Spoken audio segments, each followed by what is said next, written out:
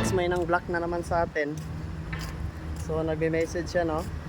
Sabi niya, give me tips about sa interview, mga ganon-ganon. So nireplyan naman natin for good.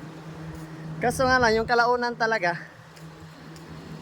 nag-message siya sa atin na, huwag mo sa akin i-project stress mo. Kaya di ka nagugustuhan ng mga tao eh. So bakit ka ganyan, Lods? Hindi naman kita inaano. To cut the story short, kasi marami siyang sinabi.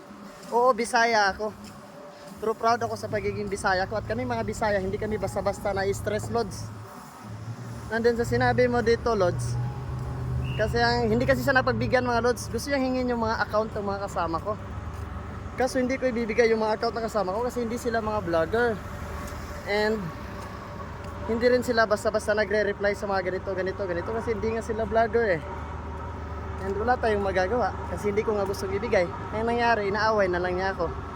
So sa tingin niyo mga Lods, tama ba yung ginawa ko na hindi ko binigay yung mga account ng mga kasama ko? Kasi may privacy din sila eh, makanya-kanya din sila ng problema, di ba?